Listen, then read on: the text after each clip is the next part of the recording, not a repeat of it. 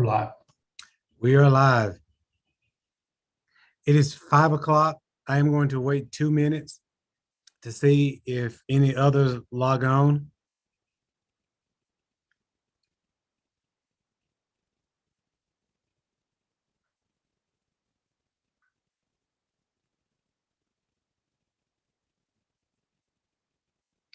Thank you, Melanie. Actually, it's 5 o'clock, and if we want people to show up on time, we should start on time. So I'm going to go ahead and get started. First of all, I want to thank Lisa and Dr. Jackson for partnering with us this evening. I am excited that the governor has allowed teachers and the employees within the education profession to be moved up to receive the vaccine. Many of you should have received a letter from me today articulating what our plans are from the Douglas County school system with respect to our partnership with Cobb Douglas. I'm excited that you're here because you want to ask questions, because you want to better understand the vaccine. I want to leave you with this. You're in good hands, and you have the people on the call that can answer your question. But this morning, I was having a conversation with a friend of mine, and she was vacillating as to whether or not she should take the vaccine. And she was giving me she was informing me about how a classroom friend of hers and mine had been moved from the general part of the hospital to ICU, and she entered the hospital because she received COVID. And she received COVID because she couldn't say no to playing bingo. I don't know what it is about my age and playing bingo. I don't play, but that was important to her. And so my colleague, my former classmate, was nervous because at one point in time, she had had an allergic reaction to a shot. And I want to share with you what I shared with her. Her husband, who is a bus monitor for a school system, tested positive for COVID, was placed in the hospital, and then eventually went to ICU. And what I shared with her was, when you had your bad reaction to a shot, they were able to treat that at home. The COVID couldn't be treated at home. And so I was trying to help her to understand her fear. We can treat that. And so I was trying to encourage her and to help her to understand the importance of taking the vaccine. I want you all to know that as your superintendent, I am committed to taking the vaccine, and I want to strongly encourage you to do so as well. But you didn't come here to hear whether or not I was going to take the vaccine, because you would have emailed me that. You're on this call because you have questions. So thank you for taking the time to submit your questions and to show up to receive the answers. And at this time, I'm going to turn it over to Student Services, and I'm going to leave them with you all, guys. Thank you. Good evening. My name is Renee Davis, and I'm the Assistant Superintendent of Student Services for the Douglas County School System. Along with me this evening, I have Pam Nail, who is also Assistant Superintendent of Student Services. And Student Services will be working closely with the Cobb Douglas Public Health Department, as well as the system, your principals, to get ready for our vaccination day. At this time, I want to introduce our distinguished guests that we have with us this evening. We have Mrs. Lisa Crossman, who is the Deputy Director for the Cobb and Douglas Public Health Department. And we have Dr. David Jackson, who's the CDC Preventive Medicine Resident. And at this time, I'm going to turn it over to, I believe, Dr. Jackson. Great, thank you so much. And I believe Lisa's going to bring up our slides. Okay.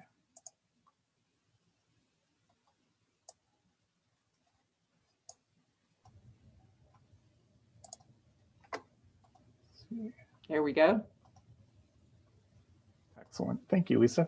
Well, good evening, everybody. My name is David Jackson. As Renee mentioned, I'm a CDC physician assigned to Cobb and Douglas Public Health for the year, and I'm excited for this opportunity to join Lisa today to provide some updates on the status of COVID-19 and COVID-19 vaccinations in Douglas County. Next slide.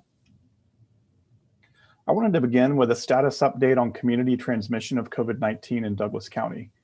The map on the left side of the slide from the Georgia Department of Public Health shows that over the past 2 weeks, the Douglas County COVID-19 total case rate was 415 cases per 100,000 county residents. The figure on the right shows the trend in daily confirmed case counts over time. This figure demonstrates a steady rise in daily confirmed case counts since late October, early November. As you can see, around the middle of January, the case counts and rates in Douglas County reached unprecedentedly high levels not seen during the pandemic to date. We're thankful that there appears to be a downward trend in cases over the past several weeks and hope that this trend will continue. Next slide. Another measure of community transmission is the 14-day percent positive COVID-19 tests.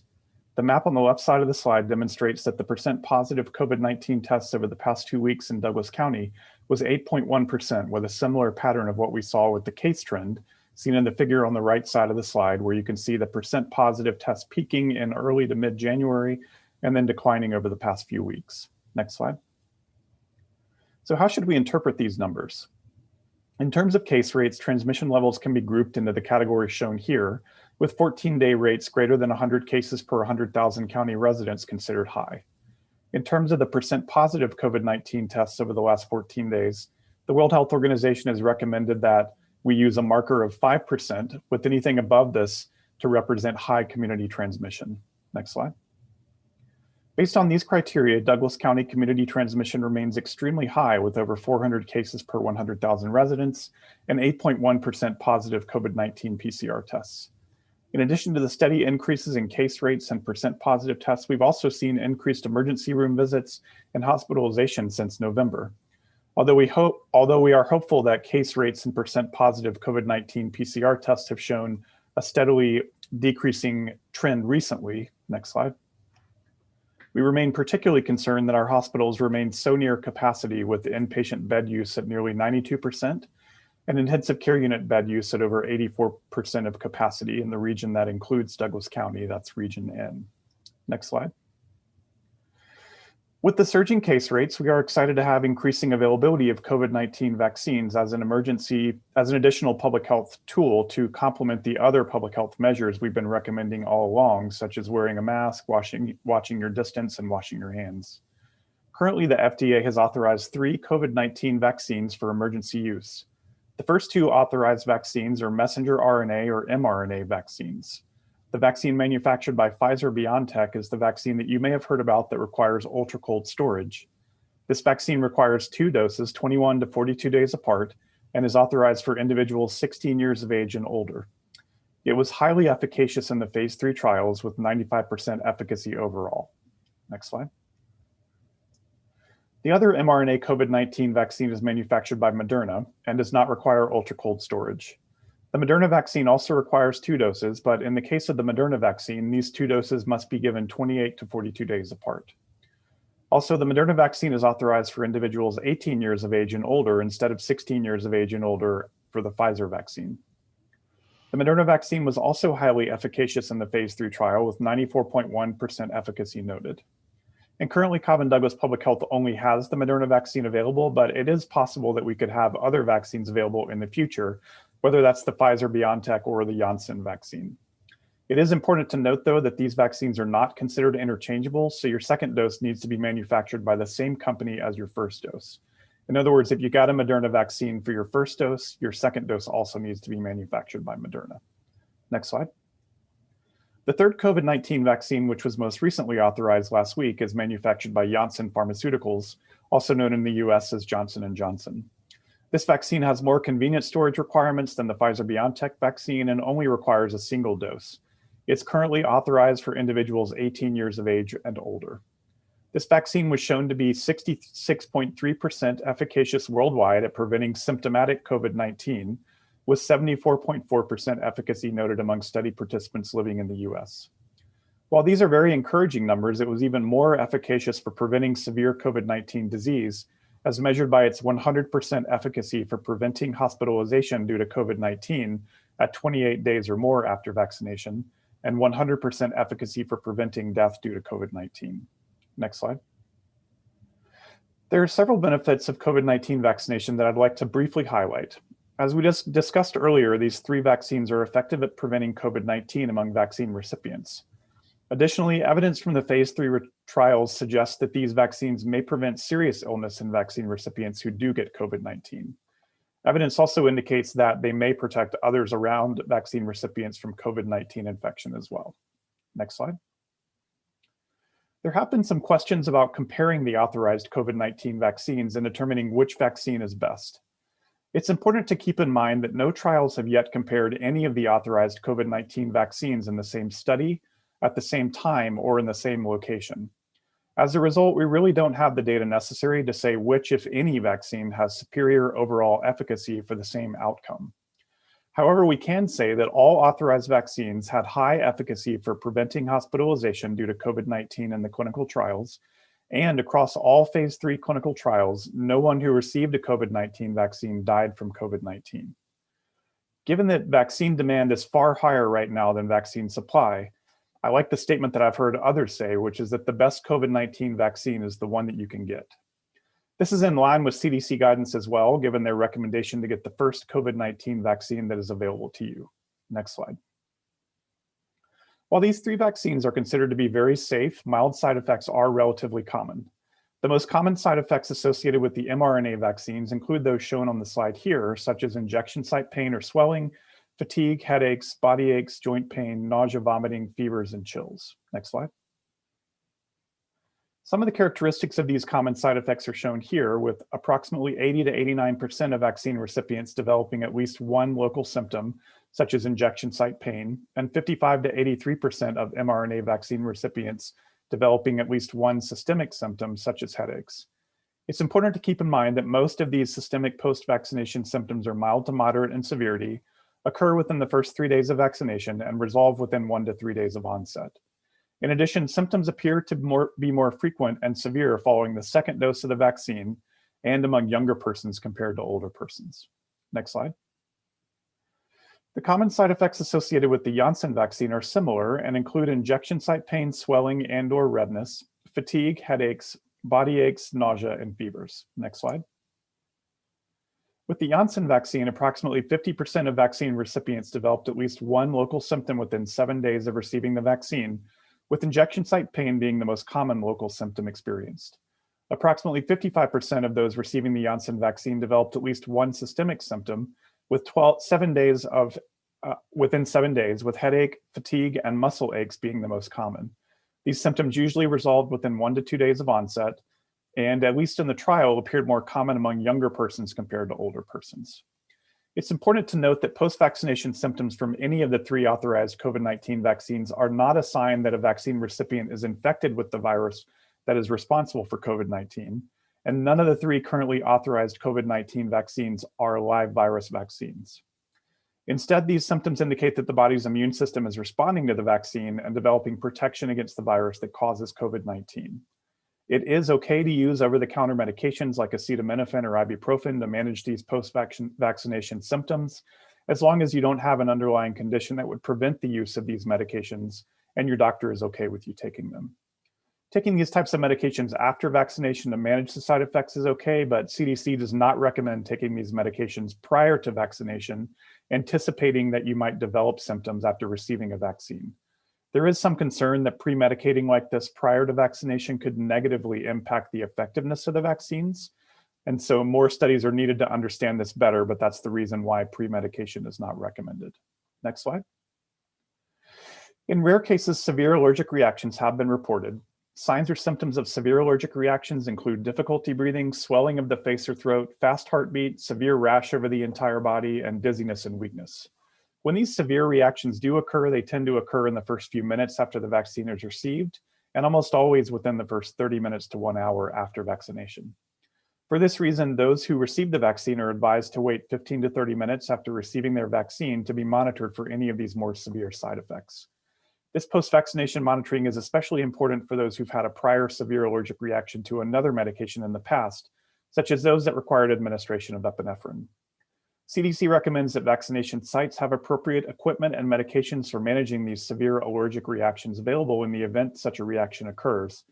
And I do want to assure you that all Cobb and Douglas public health vaccination sites have this equipment and medication on site and have an established observation area for post-vaccination monitoring, as well as healthcare or first responder personnel who can administer these medications if necessary. Next slide.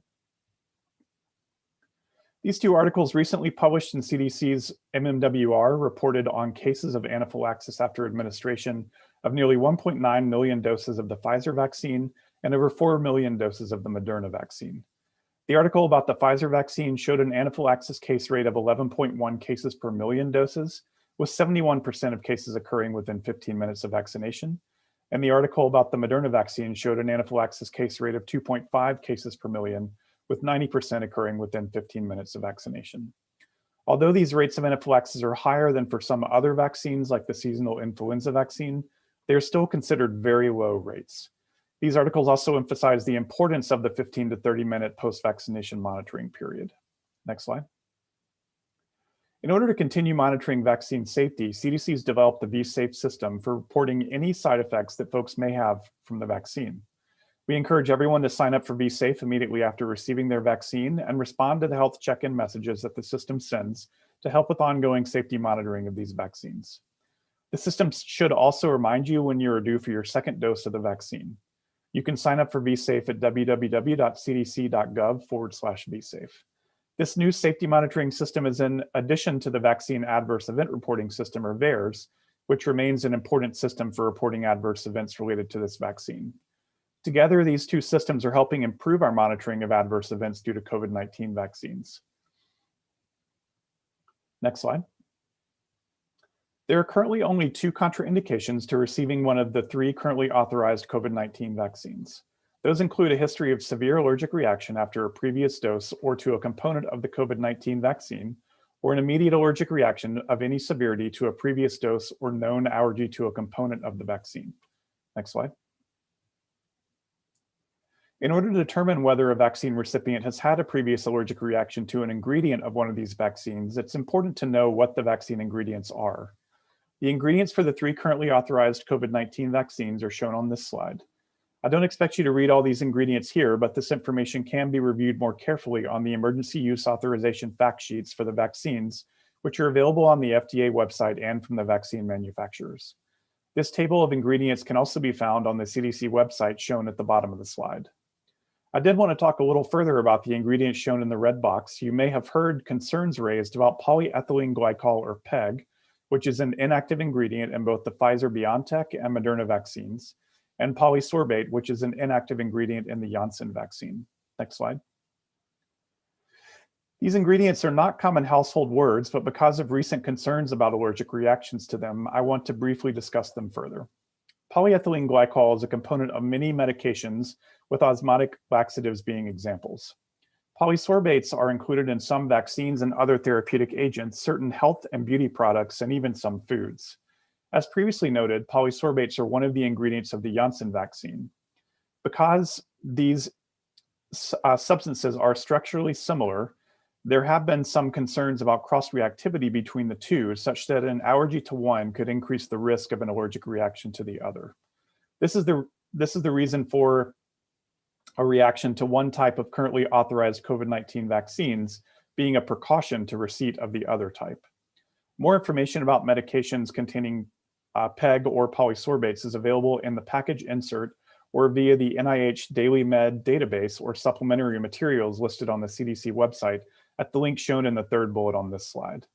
For more information about vaccines containing polysorbates is available at CDC's vaccine excipient summary, accessible via the link shown in the last bullet on this slide. Next slide. 3 additional precautions to be aware of include moderate or severe acute illness at the time of vaccination, history of any immediate allergic reaction to vaccines or injectable therapies, and people with a contraindication to one type of the currently authorized COVID-19 vaccines. For those with moderate or severe acute illness, the recommendation is to delay vaccination until the acute illness has improved or, better yet, resolved. Those with a history of immediate allergic reactions to any vaccines or injectable therapies are advised to undergo post-vaccination monitoring for at least 30 minutes and may need to consider consultation with an allergist or immunologist prior to vaccination. In either of these circumstances, it would be wise to talk with your doctor further about the risks, benefits, and best way to proceed with regards to COVID-19 vaccination. Those with one of the previously discussed contraindications to one type of a currently authorized COVID-19 vaccine should discuss their options for vaccination further with their medical provider. Although allergies to other things like food, oral medications, bee stings, etc., are not contraindications to receiving a COVID-19 vaccine, CDC recommends that anyone who's ever experienced anaphylaxis for any reason be monitored for 30 minutes after receiving a COVID-19 vaccine. Next slide. There are also several reasons to delay receipt of a COVID-19 vaccination. Although a past COVID-19 infection is not a contraindication to receiving a COVID-19 vaccine, those who are currently under COVID-19 isolation or quarantine precautions should wait until those precautions have been lifted before they receive a vaccination. Because evidence indicates that those who've been infected with COVID-19 are likely protected from reinfection for at least 90 days after their initial illness, these individuals could choose to delay vaccination until close to 90 days after their initial infection. However, this is not a requirement, and those previously infected with COVID-19 can proceed with vaccination earlier than 90 days after their initial infection if they choose to, as long as they are not currently under isolation precautions at the time of their vaccination appointment. There's no minimum interval between a COVID-19 infection and COVID-19 vaccine, again, as long as the vaccine recipient is no longer under those isolation precautions. And again, no form of COVID-19 testing is required prior to vaccination. Also, a negative COVID-19 test is not required prior to receiving that vaccination. In addition, a COVID-19 vaccine should not be given within 14 days of any other vaccine. Therefore, no other vaccination should be given less than 14 days before or after a COVID-19 vaccine. Lastly, those who've received monoclonal antibody therapy or convalescent plasma for COVID-19 treatment need to wait at least 90 days from the completion of this treatment before receiving a COVID-19 vaccine. Next slide. We've also received an increasing number of questions about the impact of emerging viral variants on COVID-19 vaccine effectiveness. We're keeping a very close eye on these variants. The three main ones of concern that you may have heard about are the UK, South African, and Brazilian variants. You may see or hear these referred to by their letter and numbers at some point, so I've included these on this slide as well. The table on the top right shows the total number of reported cases of each variant in the US and the number of states reporting these variants as of Sunday. The UK variant has been found here in Georgia. These variants spread more easily and quickly than other variants, and a recent report has suggested that the UK variant may be associated with an increased risk of death. However, more studies are needed to confirm this association. The good news is that at least for the Pfizer, BioNTech, and Moderna vaccines, the antibodies produced after receiving these vaccines appear to recognize these variants. However, some recent studies suggest that these vaccine-produced antibodies may be less effective against some of the variants, particularly the South African variant. More studies are underway to better evaluate vaccine effectiveness against these new strains. The Janssen vaccine phase 3 trial enrolled participants in both Brazil and South Africa. The vaccine efficacy for symptomatic laboratory-confirmed COVID-19 was lower among those living in these countries, where the particular variants of concern were likely circulating at the time. However, it's important to note that even in these countries, the Janssen vaccine efficacy for preventing hospitalization due to COVID-19 at 28 days or more following vaccination, and the efficacy for preventing death due to COVID-19 was 100%. Next slide. As a status update on vaccine distribution and administration nationwide, this CDC dashboard shows that over 107 million total doses had been distributed and over 80.5 million doses had been administered as of March 3rd, 2021. It's important to note that these numbers administered only reflect those vaccines that have been administered, documented in a state immunization registry, and transmitted to CDC. Therefore, while there seems to be a large discrepancy between doses distributed and doses administered, the doses administered are likely much higher than what is reported in these numbers to date, and these numbers are regularly updated as new data are received. And with that, I'll hand it over to Lisa. Thanks so much. Thank you, Dr. Jackson, and we'll both be available at the end of the presentation if there's any additional questions. You all should know that Douglas Public Health is so fortunate to be able to work with Dr. Jackson. He signed on to be a lone physician to us from the CDC way before the pandemic hit. But we were so thankful and so lucky that he's been with us the entire pandemic. And man, we've just leaned on him hard. So Douglas County is lucky to have him this last year. Wanted to talk with you a little bit more about the vaccine and the local application of the vaccine in Douglas County. So for those of you who are not aware, we began vaccinating healthcare workers and residents and staff of long-term care facilities back in December. And we were doing that either on site or through our Douglas Public Health Center on Selman Drive. Then in early January, the eligibility opened up and we began vaccinating law enforcement, first responders, and any individual 65 and older and their caregivers. And so we've been working around the clock, at least 6 days a week, doing vaccinations at our Douglas Public Health Center and then more recently at the Arbor Place Mall location. Our big limitation has been vaccine supply, and I'll talk a little bit more about that in just a second. But the big news for tonight, right, is that beginning on Monday, March 8th, the eligibility groups expand again. And so educators and staff of pre-K, K through 12, and DECAL licensed or exempt childcare facilities opens up. Additionally, adults with intellectual and developmental disabilities and their caregivers and parents of children with complex medical conditions are now eligible beginning on Monday. This adds over 1 million people being eligible in the state of Georgia. And so we certainly have our work cut out for us to be able to serve all those folks and make sure that we get enough vaccine in. I am excited about the new Johnson & Johnson vaccine because I think that will add additional access for our folks in the community, particularly in Douglas County. Another reason, Dr. Jackson went over several reasons to consider getting vaccinated and the benefits of the vaccine.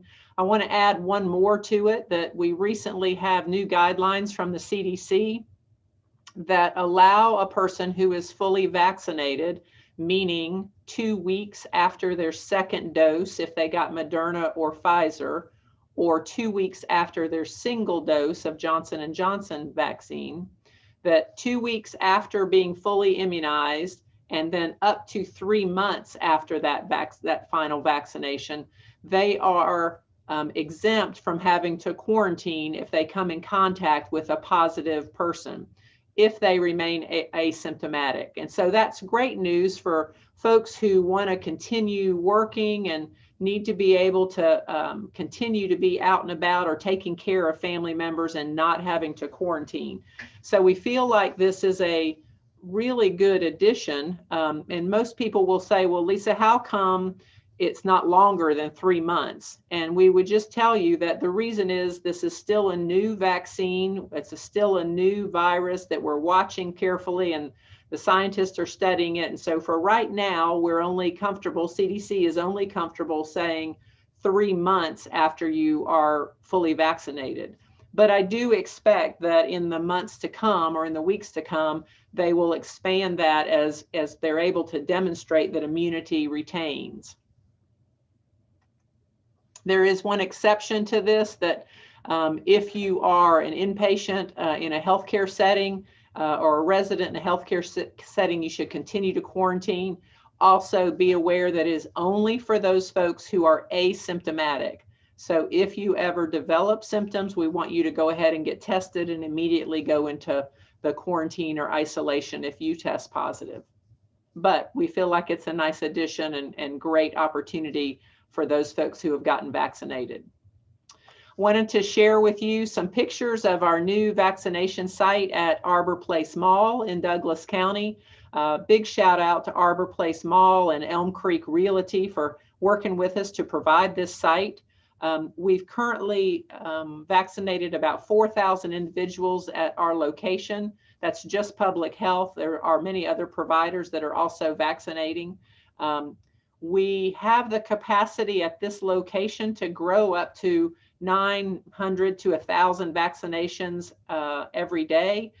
pending vaccine supply. So we are just anxiously awaiting more and more vaccine coming into the county and into the district. We also have mobilized a mobile vaccination team. Many of you with Douglas County Schools were able to be the guinea pigs with us with our first pop-up site over at Douglas County Schools headquarters, where Dr. Memark and many of the Douglas County school nurses vaccinated the 65 and older school faculty. That went really smoothly, although I understand it was really cold that day for the folks who were participating. And then Dr. Jackson and Dr. Memark have piloted our first senior center outreach with Douglas County Senior Services to be an on-site, in-person kind of event at the senior services. And so really big shout out to Douglas County school nurses and the staff over there that helped us with that event, and to our Douglas County Senior Services staff who have helped us do these pilots. One of the big areas that we were really concerned about was seniors who didn't have internet connection or didn't have transportation. And so we're very thankful for Douglas County Senior Services who have helped those seniors get connected to vaccine and help them find transportation over to the senior centers in order to get vaccinated. Our plan is to continue to work with this mobile team out at the senior centers and other locations across the county as the tiers and eligibility expands. So now this is probably what everybody came for tonight, right? Is to know what's the plan for Douglas County school system. So again, we're very thankful for the partnership with the Douglas County Schools. We've been working with your leadership and your superintendent for the entire past year, really, on prevention and making sure that the students and teachers were kept safe. In the last 2 months, we've been working very closely with your team to develop a plan for whenever educators became eligible. So when that announcement was made last week, we were ready to go. And so we currently, now I need to do a little bit of a caveat on this, that just in case we do not have vaccine, we may have to reschedule, but we feel very confident that we'll have vaccine for next week. And the plan is to work with the Douglas County school nurses and staff and our public health staff out at Arbor Place Mall. And we will be providing a drive-through at those locations on March 12th and 13th, and then a second dose event again on April 16th and 17th. Our plan is to do this 9 to 5 on each of those 4 days to be able to vaccinate about 1,600 employees. This will be an event just for Douglas County school system staff out at the location, and we're excited about providing that and getting all of your teachers and staff fully vaccinated as quickly as we can. Right now, it'll be full-time, part-time, and contract school system employees who want the vaccination. As the superintendent said, there is it's not mandated, but we hope that the employees will take advantage of this because of the convenience. And because of being able to have your questions about the vaccine answered by Dr. Jackson and by me tonight. And then we're always available if you have questions before the event. Douglas County School System Administration will be appointing folks. And our hope is to be able to do those, appoint folks every 15 minutes. So that you will not have a long wait. This is not a drive up and wait for 4 hours. We're going to have appointments so that folks come through and it's a very quick process for you. We expect that it might be about a half an hour, 45 minutes, if you include the observation time that Dr. Jackson mentioned. But because of doing appointments, it should go very quickly. We are asking employees to bring their picture ID and their school badge or their pay stub, their insurance card, and a copy of their insurance card, and then their consent form in advance. I have to restate, because it is about a week away, that if for some reason vaccine supply is uncertain, we will reschedule, but right now it's looking good and we do not anticipate having to reschedule. If you are not ready to get vaccinated yet, there is always the opportunity to get vaccinated through Cobb and Douglas Public Health or any other provider in the community. There are about 2,700 vaccinators across the state, and you don't have to get vaccinated at this Douglas County School System event if you choose not to. If you'd like to get vaccinated through Cobb and Douglas Public Health, you're welcome to go to our website. It's noted here. You just click on Cobb vaccine appointments if you have a preference to go to Jim Miller Park, or Douglas vaccine appointments if you prefer to go to the Arbor Place Mall Sears parking lot location. Both of the locations are drive-through. We did open up some appointments today at noon for making appointments for next week for newly eligible folks.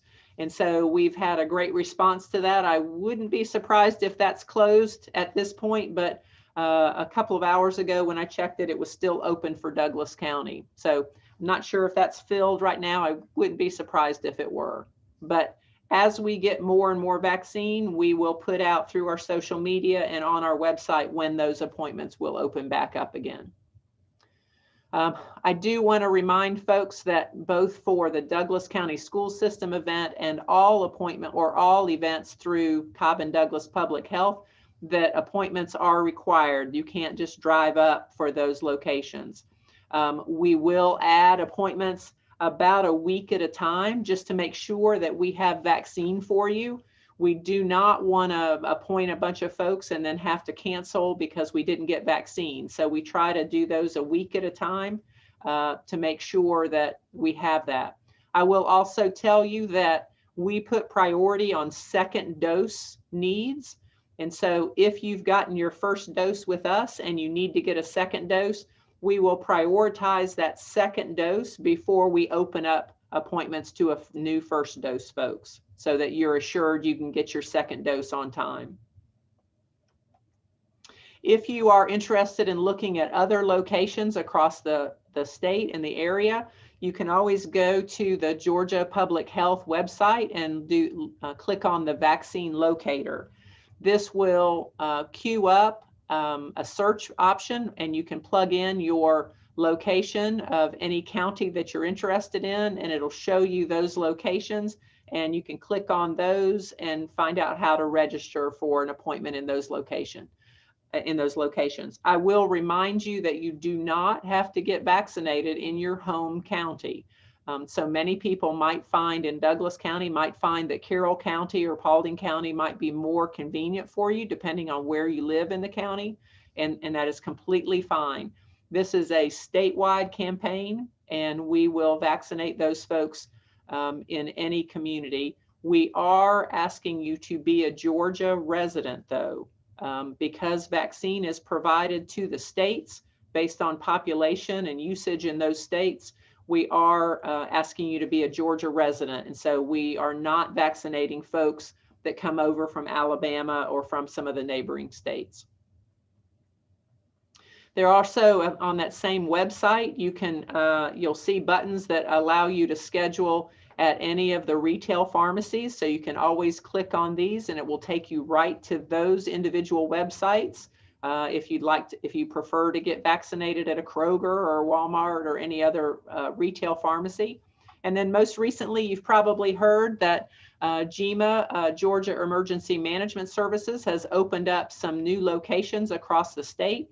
And so myvaccinegeorgia.com is also on this website, and you can choose to get a vaccine through their locations. Probably the most convenient for our Douglas residents is the location down at the Delta Museum down near the airport.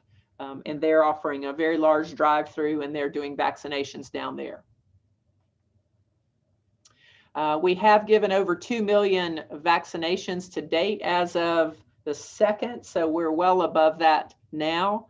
And as Dr. Jackson mentioned, really what's happening is that we're limited by our vaccine supply, and also this number is a bit limited or not quite reflective of the total vaccines given today, because it's based on the back end documentation that we must do to make sure to get this into your final Georgia immunization record, so that just like your flu shots, just like any other shots that you get that's loaded into the GRITS system, that's the Georgia Registry for Immunization Transactions, that we have to make sure to have that loaded in before it hits this count. So some providers may be delayed a day or two from giving the vaccine to actually getting it in the system. I also want to remind folks that because of the high spread in the community that Dr. Jackson referenced, it's still very important to offer COVID testing across the county. You know, we've been doing this for about a year now, and we continue to do that, even though our Douglas Public Health sites converted from being a testing site to being a full-time vaccination site. So we have partnered with CORE and with the Air National Guard, and they are conducting these tests every week. Across our district, we have over 8,500 test appointments available. We are certainly not at that capacity right now.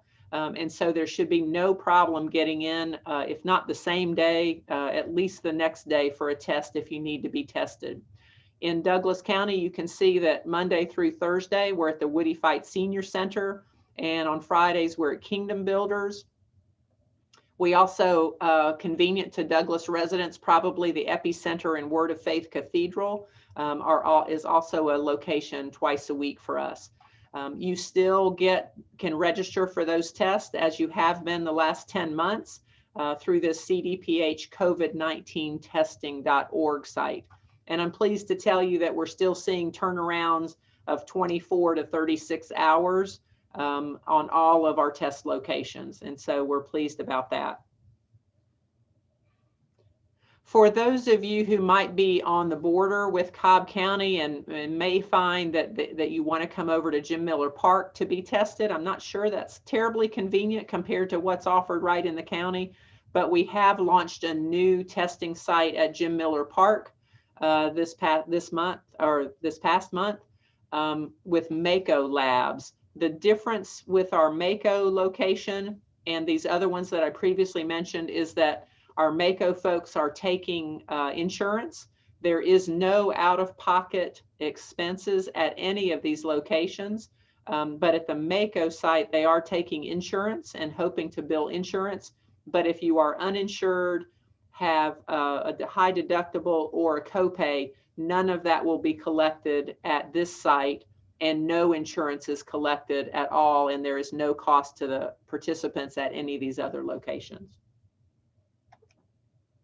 I also wanted to bring your attention to a new partnership that we have with Ipsum Diagnostic. Ipsum is the laboratory who has been doing our testing, our COVID testing for the past year. And a couple of months ago, they stepped up and reached out to us actually and said, you know what, we'd like to do something for the community, particularly related to the food insecurity issues. And so they have given us a tremendously generous donation to help us provide food boxes for our seniors and families in need in both Cobb and Douglas County. And so you can see here that on Thursdays at the Woody Fight Senior Center and on Fridays at Kingdom Builders Ministry, we are distributing out food boxes. These are not just fresh produce, but they're also dairy and meat. You do not have to get a test in order to be eligible to get the box of food. You can just come for the food boxes. You do not need an appointment. We're happy for you to just drive up and folks will put a box of food in your car. We are happy to help solve some of the food insecurity and some of the burden that our families have been facing as a result of the economic impact of the pandemic. And so if this is something that can help, we're happy to have folks come out and let us help you. So just wanted to kind of end up, it is really important. You have heard us speak and others talk in the community about the 3 W's. And I know that you're tired of hearing it from us, but we really need to ask you to still stay diligent with this for a while longer. It's important to continue to wash your hands, wear a mask when you're out in public, keep 6 feet of distance, particularly when you are around folks who are not in your immediate household, and then increase your disinfection at home and at work, and make sure to cover your coughs and sneezes appropriately. This is important to continue to do this to drive these rates down. You remember Dr. Jackson talked about that we were seeing the rates come down the last several weeks.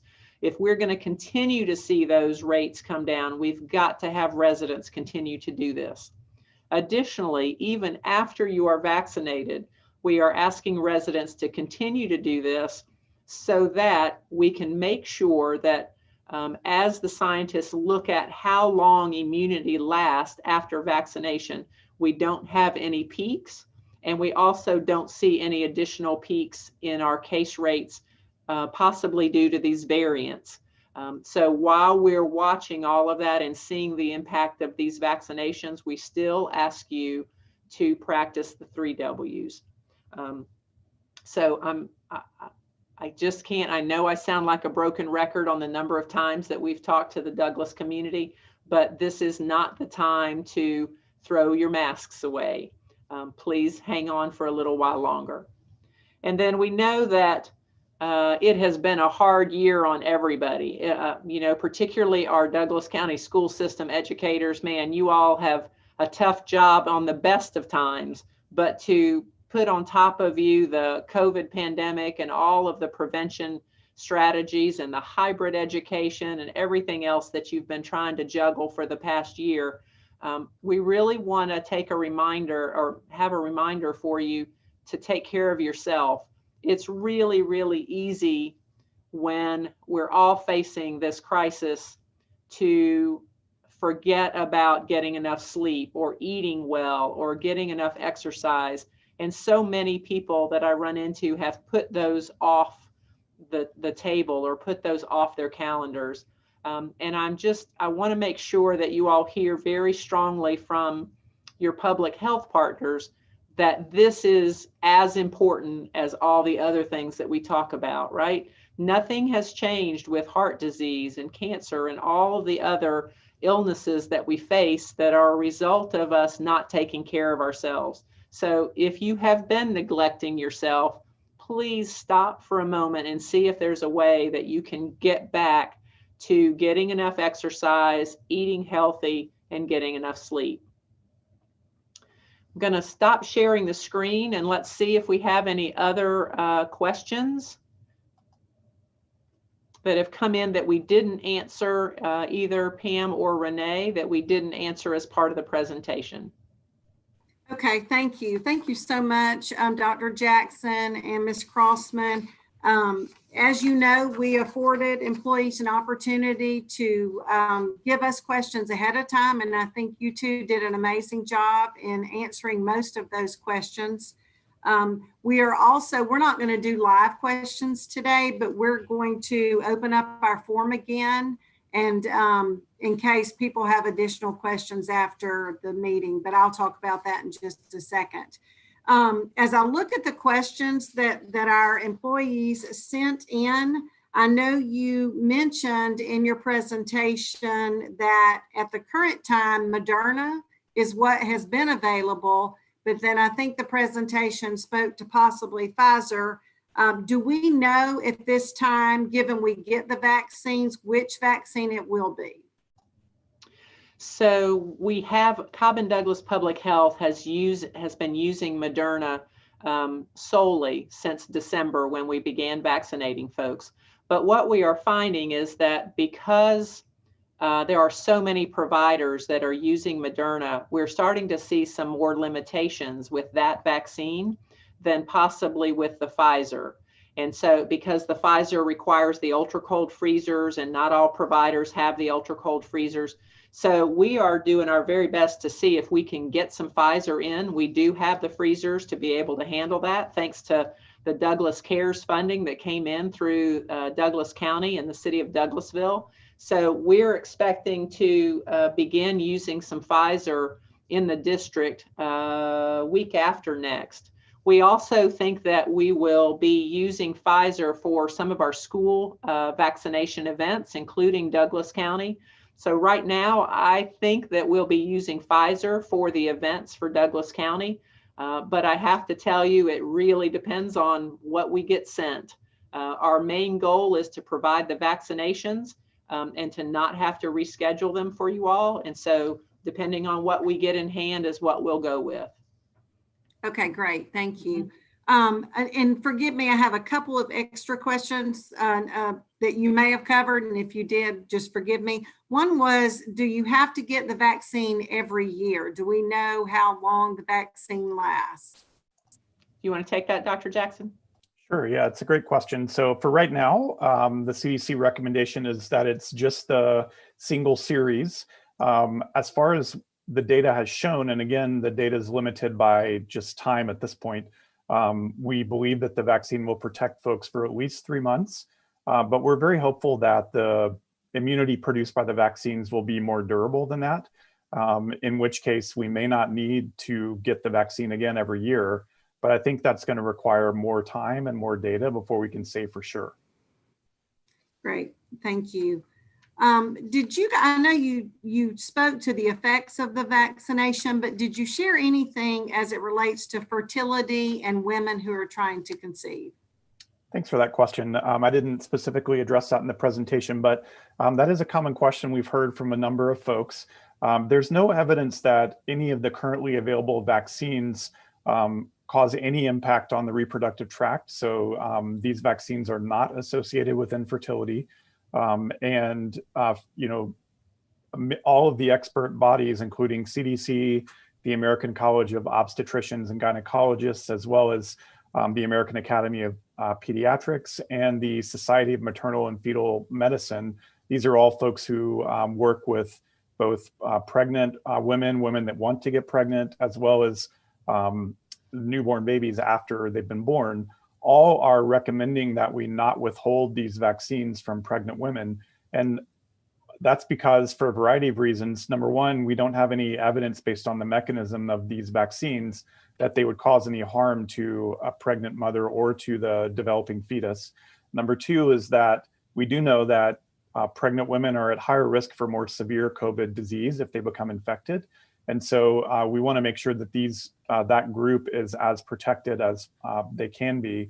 And so we would strongly encourage folks to have that discussion with their medical provider. If they have a question, it's not required that they talk to their doctor first, but if that's a concern, that they talk with their medical provider. And then again, those vaccines are available. All three of the ones that are currently authorized would be available for someone who's pregnant and then within one of the qualified phases. Great, thank you. I know that both of you spoke about the observation period after you receive the vaccine. I believe it's about 15 minutes, 10 to 15 minutes that you recommend people, just monitor before they leave the site. The question is, will doctors be available in case of a severe allergic reaction? Thanks for that question. So I've spent a lot of time out at the site myself. So, depending on the day, you may see my face out there, but we also have other qualified medical professionals, whether paramedics or EMTs or nurses. We have a variety of medical personnel who are very well qualified to evaluate individuals in the instance that they might need emergency care. And as I mentioned, we do have medications like epinephrine, antihistamines as well available that we can administer to folks. And we have a lot of other medical supplies at the sites too that we can use to care for people while we're waiting for the ambulance to arrive to take folks for higher level of care if they were to need that. So. Okay, thank you. And I think the last question that we have for you guys, like I said before, you did a great job addressing the questions that were submitted. You addressed those in your presentation. Ms. Crossman, you mentioned that you could go to any county, like if you live closer or a site is closer to a neighboring county, but that you encourage or that it's for Georgia residents. Well, we are, as you know, very close to Alabama, and we do have some employees who live in Alabama. but we will be able to vaccinate those as long as they are employees of the school Yes. district. I just wanted to clarify that in case there's any uncertainty there. Yep, thank you for pointing that out, Pam. We are vaccinating folks who live or work in Georgia. And so what we don't want is just folks that live and work in Alabama to drive across the line just because it might be more convenient.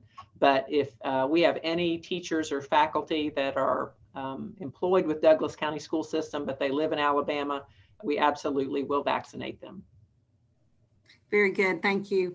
We had a couple of questions that centered about taking time off if they have symptoms or issues with the vaccine. And just what I want our employees to know is that our principals, we've met with our principals and they've been directed to work with you. So if you, after you get the vaccine, do have symptoms, you don't feel well, we are hopeful that you'll feel well enough and you'll be able to come to work on Monday. But in the event that you are having issues with that, we encourage you just to contact your principal and they will work with you. The question was around leave as well. So, you know, our employees were allowed to have COVID leave up to 80 hours. So that is still out there. Our district is still following that rule. But if you have already used your 80 hours of the COVID leave, then yes, that would be leave that you would have to take, your own sick leave. Another question we had was that if I get the vaccine, will I still be required to wear a mask? And the answer to that is yes, we are still going to require masks in our schools and in our facilities. And then the question, if we get an appointment time during school time, do we have to fill out a leave form? The answer to that is no. Your principal, we're doing these on Friday and Saturday, and they will work with you if your appointment time is scheduled for Friday to make sure that you're able to provide lessons for your students. They'll provide direction if it occurs during your teaching time. So those were all of the questions that were submitted. And we appreciate you guys who sent those in. We will open up the Google form to allow you to ask any additional questions. If those are questions that Ms. Davis and I cannot answer, if they are more appropriate to be answered by our folks from CDC and Cobb Douglas Public Health, I know that they will respond to us. We'll get them to them and we'll get answers to you guys. Just a couple more comments. We are so excited to offer this opportunity for our employees. We are so thankful for our partnership with Cobb Douglas Public Health, CDC. We've all learned a lot and we continue to learn and grow every day. And we're just so thankful to be able to offer this.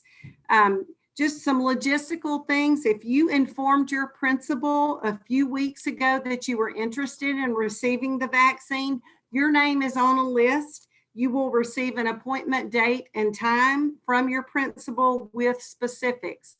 Just a reminder, and Ms. Crossman mentioned this, they are scheduled for Friday, March 2nd and Saturday, March 13th from 9 o'clock. And the last appointment time is 4:45. So it will be sometime during that time, and you will know that by the end of the day on Monday, if not before that. We are scheduling 25 people every 15 minutes. If you did not inform your supervisor or principal that you were interested in the vaccine several weeks ago, you should have seen in the email that went out earlier today as a reminder about this meeting, a link to a Google form so that you could now express your interest. But if you told your supervisor or principal, do not enter it into the form. If you didn't, then yes, do that. And we will work to schedule those who enter the information into the form. And you too will get information from your principal about specifics with time and the date that you are to report and what you have to bring with you. And Pam, just to confirm, the first dose is scheduled for March 12th and 13th. Those are going to be appointment times. And then the second dose would be scheduled for April 16th and 17th, just so folks can plan. Thank you. In closing, I want to reiterate what Ms. Crossman reiterated: to wear your mask, please social distance, and practice good hand hygiene. Thank you for attending the town hall meeting. We hope that you found it very helpful. We appreciate, again, Ms. Crossman and Dr. Jackson. Ms. Davis, do you have anything before we close? Ms. Nell, there were 2 questions that popped up Okay. on the YouTube channel, and the one was, so you will be giving out appointments scheduled to those who signed up to get the injection prior to this meeting. Ms. Nell just addressed that, yes, you will be receiving information next week regarding your appointment date and time. And then there was another one that said it's mandatory. I'm not certain what they're referring to as mandatory. No, the vaccinations are not mandatory. This is strictly your choice if that's what you're referring to. We encourage you to do so, but it is not mandatory. It says you mentioned needing to bring a consent form. Is this something we need to fill out on site or prior, and where are those found? You will need to fill those out prior to arriving, and they will come in your email, or they will come to the principals next week, and the principals will get that to you. So those will come to you next week. And that's Yes. all I have. Your principal will provide all of the information that you need: the date, the time, how they'll cover if you have responsibilities, any information, documents you have to bring. All of that will be coming from your principal or your supervisor. And I did mention that we would ask you to bring copies of your insurance card, but let me just make sure I clarify that if you are not insured, you still please come to get vaccinated. It is not required to be insured to get a vaccination. Okay, thank you. Okay, if there's nothing else, again, we thank you for your time, and we appreciate Dr. Jackson and Ms. Crossman, and we look forward to the opportunity for next week, and just be looking for information from your principal or supervisor. Have a good night.